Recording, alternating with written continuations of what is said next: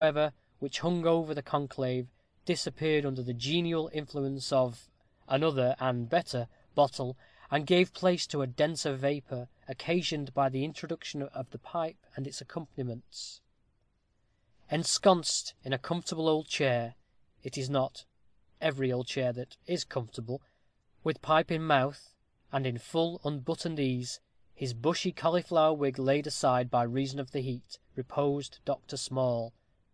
Small, indeed, was somewhat of a misnomer, as applied to the worthy doctor, who, besides being no diminutive specimen of his kind, entertained no insignificant opinion of himself. His height was certainly not remarkable, but his width of shoulder, his sesquipedality of stomach, and obesity of calf, these were unique. Of his origin we know nothing, but presume we must, in some way or other, have been connected with the numerous family of the Smalls, who, according to Christopher North, form the predominant portion of mankind. In appearance, the doctor was short-necked and puffy, with a sodden, pasty face, wherein were set eyes whose obliquity of vision was, in some measure, redeemed by their expression of humour. He was accounted a man of parts and erudition, and had obtained high honours at his university.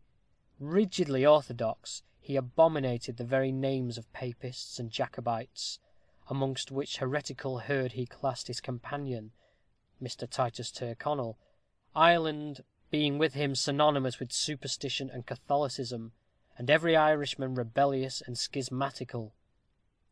On his head he was inclined to be disputatious.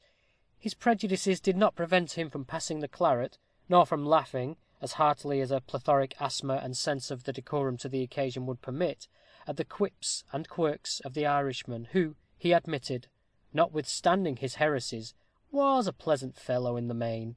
And when, in addition to the flattery, a pipe had been insinuated by the officious Titus, at the precise moment that Small yearned for his afternoon solace, yet scrupled to ask for it, when the door had been made fast, and the first whiff exhaled, all his misgivings vanished, and he surrendered himself to the soft seduction.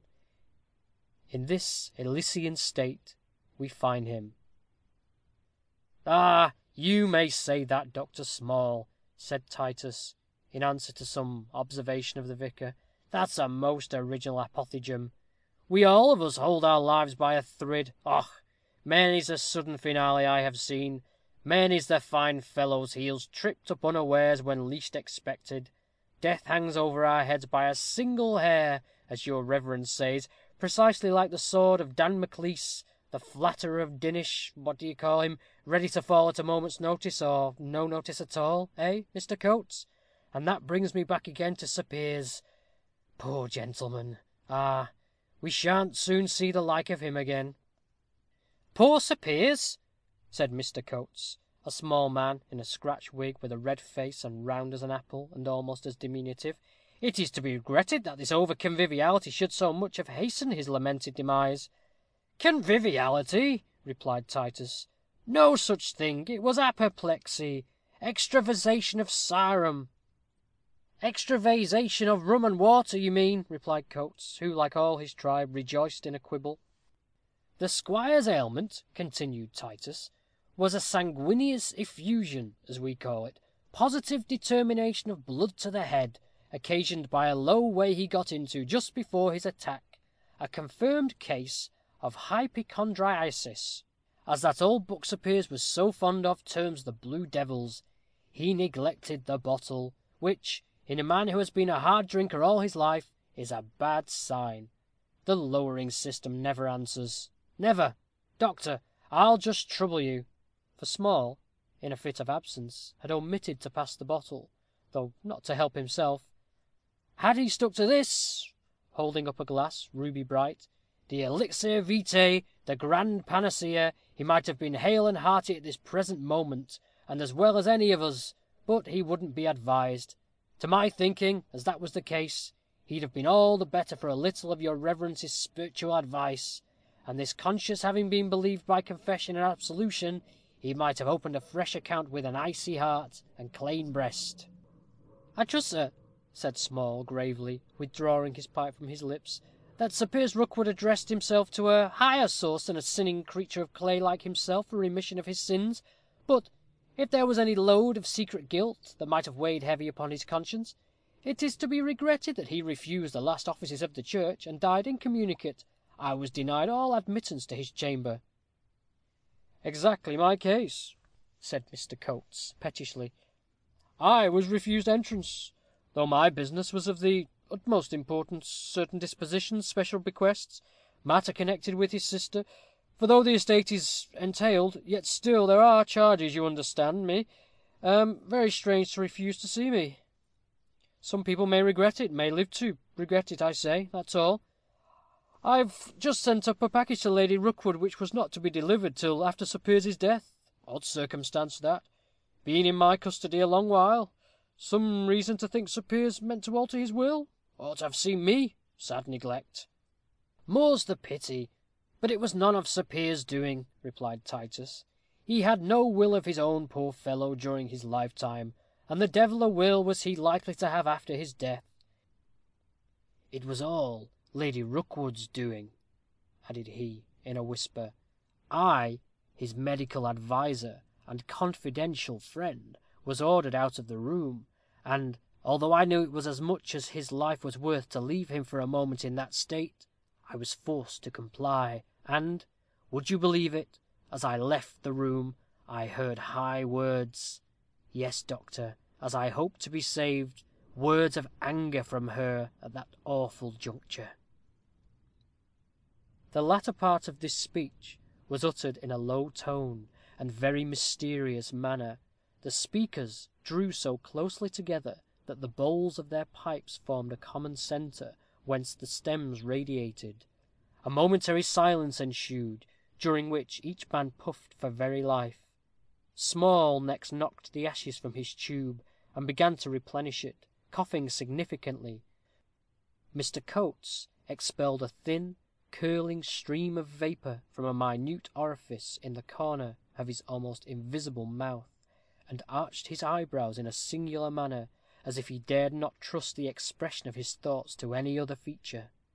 Titus shook his huge head, and, upon the strength of a bumper which he swallowed, mustered resolution enough to unburden his bosom. "By my soul," he said, mysteriously, "I've seen enough lately to frighten any quiet gentleman out of his senses. I'll not get a wink of sleep, I fear, for a week to come. There must have been something dreadful upon Sir Piers's mind, sure. Nay, there's no use in mincing the matter with you. In a word, then, some crime too deep to be divulged." "Crime?" echoed Coates and Small in a breath. "Ay, crime," repeated Titus. "Whist, not so loud, lest any one should overhear us. Poor Sir Piers, he's dead now. I'm sure you both loved him as I did, and pity and pardon him if he was guilty. For certain am I that no soul ever took its flight more heavily laden than that of our poor friend. Och, it was a terrible ending. But you shall hear how he died, and judge for yourselves. When I returned to his room after Lady Rookwood's departure, I found him quite delirious. I knew death was not far off. One minute he was in the chase, cheering on the hounds. 'Halloo, tally-hoo!' cried he. 'Who clears the fence? Who swims what stream?' The next he was drinking, carousing, and hurrahing at the head of his table. Hip, hip, hip! As mad and wild and frantic as ever he used to be when wine had got the better of him. And then, all of a sudden, in the midst of this shouting, he stopped, exclaiming, 'What! Here again? Who let her in? The door is fast. I locked it myself. Devil, why did you open it? You have betrayed me. She will poison me, and I cannot resist. Ah, another! Who is that? Her face is white. Her hair hangs about her shoulders. Is she alive again? Susan! Susan! Why that look? You loved me well, too well. You will not drag me to perdition. You will not appear against me. No, no, no. It is not in your nature. You whom I doted on, whom I loved, But I repented. I sorrowed. I prayed. Oh, no, no prayers would avail. Pray for me, Susan, forever. Your intercession may avail. It is not too late. I will do justice to all. bring me pen and ink, paper. I will confess. He shall have it all. Where is my